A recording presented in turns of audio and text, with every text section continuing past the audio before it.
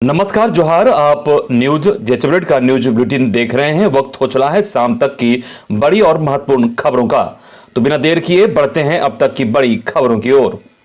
पहली बड़ी खबर, जेएमएम का 12वां महाधिवेशन, गुरुजी ने दीप जलाकर की शुरुआत। झारखंड मुक्ति मोर्चा का 12वां महाअधिवेशन शनिवार को हरमू स्थित सोहराय भवन में आयोजित किया गया। कार्यक्रम में मुख्यमंत्री हेमंत सोरेन और जेएमएम सुप्रीमो शिबू सोरेन कार्यक्रम में शनिवार को हिस्सा लेने सोहराय भवन पहुंच गए हैं। बताया जा रहा है कि महाधिवेशन में पार्टी के संविधान में संशोधन करने के साथ साथ अध्यक्ष और कार्यकारी अध्यक्ष का भी चुनाव होगा। इसके अलावा महाअधिवेशन में कई बड़े फैसले लिए जाने की संभावना है। इस अधिवेशन में कार्यकारी अध्यक्ष को और अधिकार दिए जाने की संभावना है। साथ ही पार्टी संचालन के लिए कुछ समितियों के बनाए जाने की संभावना है। महाधिवेशन में शामिल होने से पहले कार्यकारी अध्यक्ष और मुख्यमंत्री हेमंत सोरेन ने कहा कि यह कार्यक्रम पार्टी का शेड्यूल प्रोग्राम है।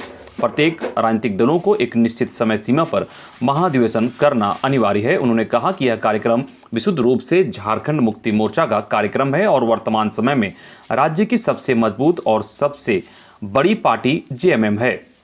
अगली बड़ी खबर, जैक ने फिर से विस्तारित किया 9वीं एवं 11वीं की पंजीयन फॉर्म भरने की तिथि। जानकारी के मुताबिक मोर्चा के अथक प्रयास के बाद 9वीं एवं 11वीं के पंजीयन की तिथि बिना विलंब दंड के साथ 27/12/2021 एवं विलंब दंड के साथ 5/12/2022 तक जैक के द्वारा विस्तारित किया गया है। सभी प्राचार्य एवं प्रधानाचार्य से आग्रह है कि निर्धारित समय के अंदर छात्रों का पंजीयन सुनिश्चित कर लें। सीट से अधिक नामांकन लेने वाले कॉलेजों एवं जैक द्वारा स्थापना अनुमति मिलने के बाद भी जिन स्कूल कॉलेजों का पंजीयन रुका हुआ है, मोर्चा उसके भी समाधान के लिए प्रयत्नशील है और सार्थक निर्णय होगा। कोई भी छात्र पंजीयन से छूटे नहीं, इसका ध्यान रखा जाए। अगली खबर, आदिवासी संगठनों का दबाव लाया रंग, अब सिलागाई में नहीं बनेगा एकलव्य विद्यालय। जानकारी के मुताबिक आदिवासी संगठनों का दबाव आखिरकार रंग लाया। अब चान्हो प्रखंड अंतर्गत सिलागाई वीर बुद्धू भगत स्मारक परिसर में एकलव्य विद्यालय नहीं बनेगा। इस बाबत रांची डीसी छवि रंजन ने चान्हो सीओ जफर हसनात को निर्देश दिया है कि चान्हो में किसी अन्य स्थान पर इसके लिए दूसरी जगह जमीन की तलाश करे। इस बात की पुष्टि चान्हो सीओ जफर हसनात ने दी, यानी कि अब यह तय हो चुका है कि विगत 5 माह से जारी विरोध के बाद आखिरकार रांची जिला प्रशासन ने सरकार के निर्देश पर इसे कहीं और स्थानांतरित करने का निर्णय लिया है। अगली खबर, 449 लोगों के असाध्य रोग का इलाज कराएगी सरकार। जानकारी के मुताबिक राजधानी के 449 लोगों के असाध्य रोग का इलाज सरकार कराएगी। मुख्यमंत्री स्वास्थ्य सहायता योजना के तहत इन लोगों को चिकित्सा अनुदान मिलेगा। विभिन्न बीमारियों में सहायता देने के लिए 93 लाख रुपए खर्च किया जाना है। वित्तीय वर्ष 2021-22 सबसे अधिक 220 बीसी श्रेणी के गरीबों को इसका लाभ मिलेगा। इसके बाद एसटी श्रेणी के 212 और एससी श्रेणी के 17 लाभुकों को लाभ मिलेगा। सिविल सर्जन के द्वारा अनुशंसित सभी 449 लाभुकों को चिकित्सा अनुदान का लाभ जिला प्रशासन की ओर से दी जाएगी। अगली खबर, भारत ने किया अग्नि प्राइम मिसाइल का सफलतापूर्वक परीक्षण। खबर भुवनेश्वर से आ रही है, जहां भारत ने बालासोर में अग्नि प्राइम मिसाइल का सफलतापूर्वक परीक्षण किया। अधिकारी ने जानकारी देते हुए बताया कि अग्नि श्रेणी की मिसाइलों की एक नई पीढ़ी का उन्नत संस्करण है। यह एक कनस्तर वाली मिसाइल है जिसकी मारक क्षमता 1000 से 2000 किलोमीटर के बीच है। उन्होंने कहा कि इस परीक्षण के दौरान परमाणु सक्षम सामरिक मिसाइल अग्नि प्राइम में कई नए फीचर जोड़े गए हैं। मिसाइल परीक्षण ने अपने सभी मिशन उद्देश्यों को उच्च स्तर की सटीकता के साथ पूरा किया है। अगली खबर, हेमंत पुलिस का राजशाही तंत्र, जेपीएससी अनुशंसनकारी अभ्यर्थियों को जबरन हटाया, मोरहाबादी में धारा 144 किया लागू। जेपीएससी कंट्रोवर्सी में नया मोड़ आ गया है। शनिवार को प्रशासन ने जेपीएससी पीटी एग्जाम रिजल्ट में गड़बड़ी का आरोप लगाकर प्रदर्शन कर रहे आंदोलनकारियों पर कार्रवाई की। रांची के मोरहाबादी में एसडीएम के आदेश पर शुक्रवार रात को ही धारा 144 भी लागू कर दी गई थी। प्रशासन ने वहां से अभ्यर्थियों को हटा दिया था, लेकिन आंदोलनकारी प्रशासन के जाने के बाद फिर प्रदर्शन शुरू कर दिए थे। इस पर शनिवार को प्रशासन ने रांची के मोरहाबादी मैदान में आंदोलन कर रहे अनशनकारी अभ्यर्थियों को जबरन मोरहाबादी मैदान से हटा दिया। गौरतलब है कि पिछले 45 दिनों से अधिक समय से रांची के मोरहाबादी मैदान के बापू वाटिका के समीप जेपीएससी 7वीं से 10वीं सिविल सेवा परीक्षा रद्द करने की मांग को लेकर अभ्यर्थियों की ओर से आंदोलन किया जा रहा है। इधर अनशनकारी छात्रों के उठाए जाने के मुद्दे पर विधायक भानु प्रताप शाही का बड़ा ट्वीट। उन्होंने ट्वीट में लिखा कि जेपीएससी परीक्षा रद्द करने के लिए मोरहाबादी में धरना पर बैठे छात्र को रात के 12 बजे के बाद कहां उठा के रखे गए, बताए मुख्यमंत्री हेमंत सोरेन जी।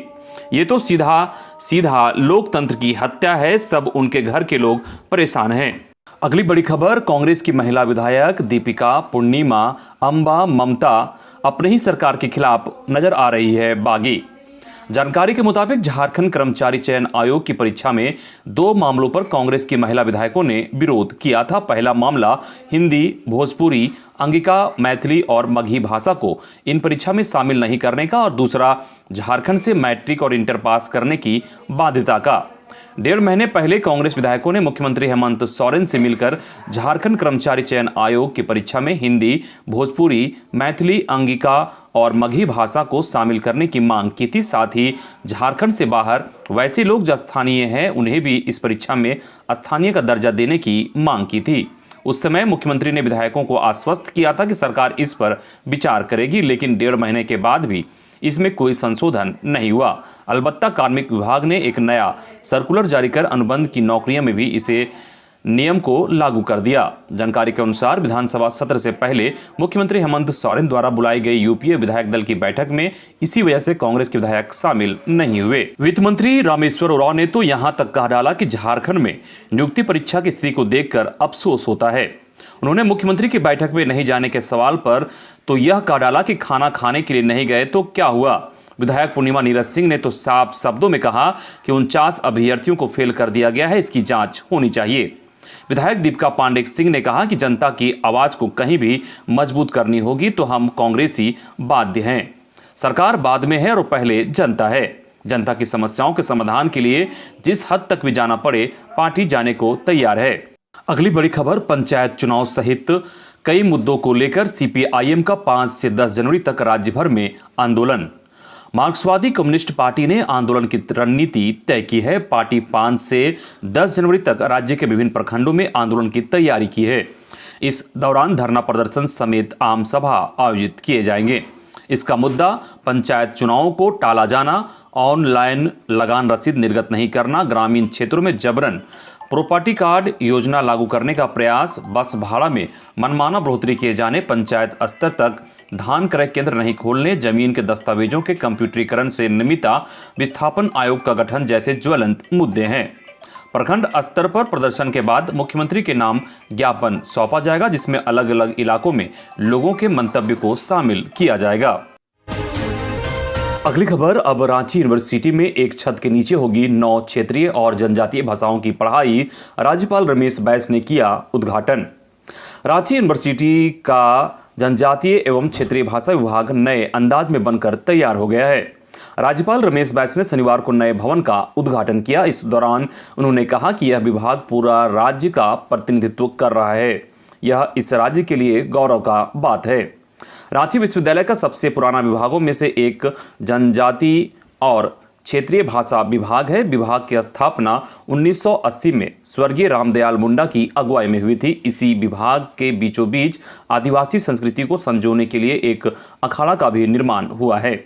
यह विभाग काफी उतार चढ़ाव के साथ आज एक नए रूप में खड़ा है। याद हो कि रांची यूनिवर्सिटी में झारखंड के संथाली, मुंडारी, नागपुरी, खोरठा, पंचपरगनिया, कुरमाली, बांग्ला, खड़िया, कुड़ुक जैसे कुल 9 भाषाओं की पढ़ाई पर रिसर्च भी होता है। समय समय पर देश विदेश के रिसर्चर यहां पहुंचते हैं। अगली खबर, द्वितीय राजभाषा उर्दू के साथ न्याय हो, प्रोफेसर शाहनवाज खान। खबर रामगढ़ से है, जहां अंजुमन फरोग ए उर्दू की जिला स्तरीय बैठक Fatima girls high school Ramgarh Golpar में आयोजित की गई। बैठक की अध्यक्षता जिला प्रभारी एहसान अंसारी ने की और संचालन जिला संयोजक हारून राशिद ने किया।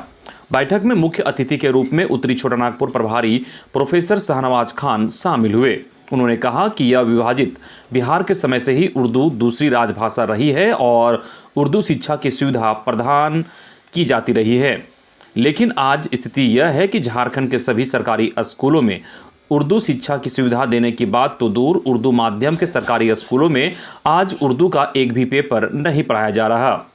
उन्होंने कहा कि उर्दू के साथ ऐसा अन्याय बर्दाश्त नहीं किया जाएगा। अगली बड़ी खबर, सखी मंडल की बहनों को 5,000 रुपये तक ओवरड्राफ्ट की मिलेगी सुविधा, मनीष रंजन। राज्य के सखी मंडल के सत्यापित सदस्य महिलाओं को अब जनधन खातों के माध्यम से 5,000 रुपये तक का लोन ओवरड्राफ्ट के रूप में जरूरत पर मिलेगा।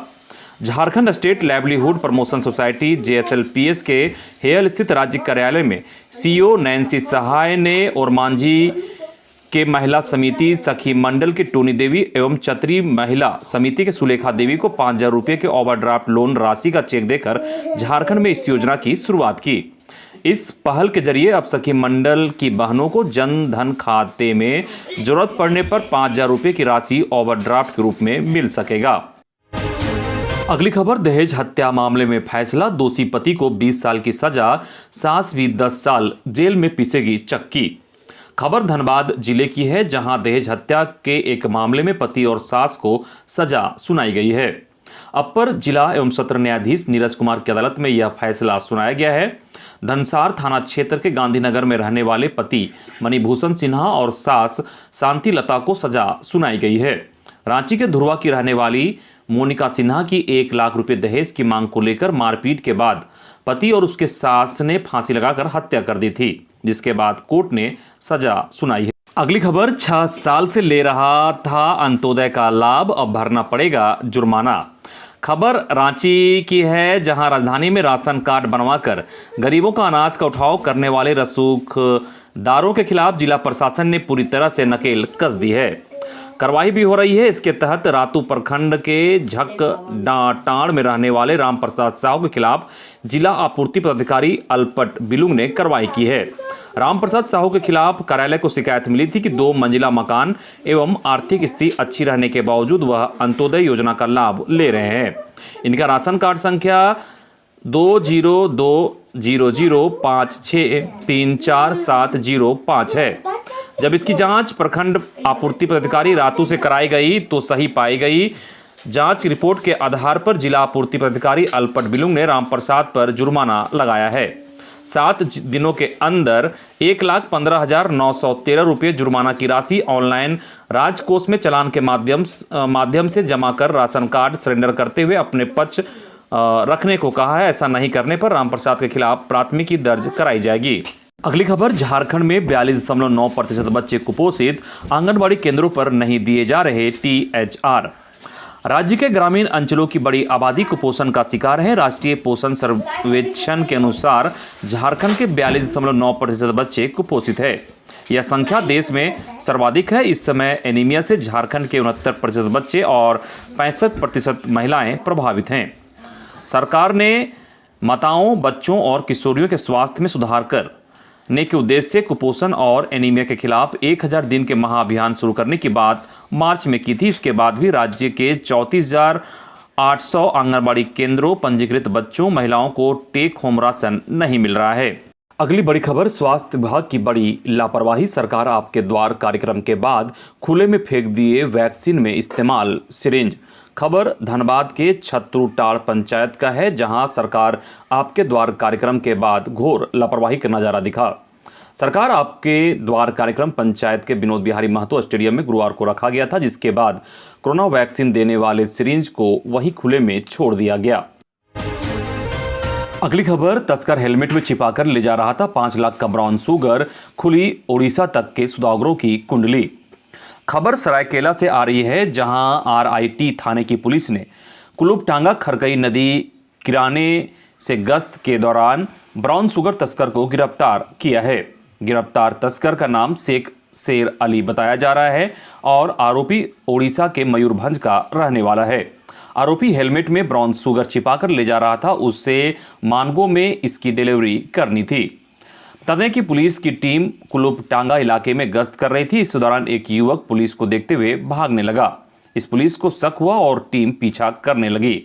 कुछ देर बाद उसे पकड़कर तलाशी ली गई तो उसके पास से ब्राउन शुगर बरामद हुआ। अगली बड़ी खबर रांची से है, जहां डॉक्टर ने बेहोशी का इंजेक्शन देकर युवती से किया दुष्कर्म, एफआईआर दर्ज। खबर रांची के जगन्नाथपुर थाना क्षेत्र के एक निजी अस्पताल का है, जहां इलाज करवाने आई युवती से दुष्कर्म का मामला सामने आया है। दुष्कर्म का आरोप अस्पताल के डॉक्टर पर ही लगा है। मामले में पीड़िता के आवेदन पर जगन्नाथपुर थाने में आरोपित डॉक्टर के खिलाफ प्राथमिकी दर्ज की गई है। आवेदन के अनुसार रांची के ग्रामीण इलाके की रहने वाली पीड़िता ने तबीयत खराब होने पर 5 दिसंबर को वह डॉक्टर के हटिया स्थित नर्सिंग होम में दिखाने गई थी। उसी दौरान वहां महिला डॉक्टर नहीं मिली। ऐसे में नर्सिंग होम में बैठने वाले डॉक्टर सुबोध कुमार से ही चेकअप करा लिया। इसके बाद इलाज के दौरान ही डॉक्टर ने युवती को एक इंजेक्शन दिया, जिसके बाद उसे होश नहीं रहा। कुछ देर के बाद होश आया तो कुछ गलत होने का एहसास हुआ, लेकिन वह लोक लाज से चुप रही और फिर 16 दिसंबर को उसके पेट में फिर से दर्द हुआ तो वो दिखाने हटिया में नर्सिंग होम गई। वहां नर्स ने उसे फिर डॉक्टर सुबोध के पास भेज दिया। आरोप है कि डॉक्टर ने उसे फिर बेहोशी का इंजेक्शन दिया और उसके साथ दुष्कर्म किया। अगली खबर, सिमडेगा में दिन दहाड़े शिक्षक की गोली मारकर हत्या, अपराधी फरार। सिमडेगा जिले के नक्सल प्रभावित पाकरटांड थाना क्षेत्र के क्रूस केला में अज्ञात अपराधियों ने दिन दहाड़े एक शिक्षक को गोली मारकर हत्या कर दी। हत्या करने के बाद अपराधी भागने में सफल रहे। घटना के 3 घंटे बाद पाकरटांड थाने की पुलिस घटनास्थल पर पहुंची। मिली जानकारी के अनुसार भेलवाडी के रहने वाले शिक्षक जुगल किशोर साहू लाह का व्यापार करते थे। जुगल किशोर शनिवार सुबह अपने घर से टकवा बाजार लाह खरीदने जा रहे थे। इसी दौरान कदम टाड़ के पास घात लगाए अपराधियों ने गोली मारकर हत्या कर दी।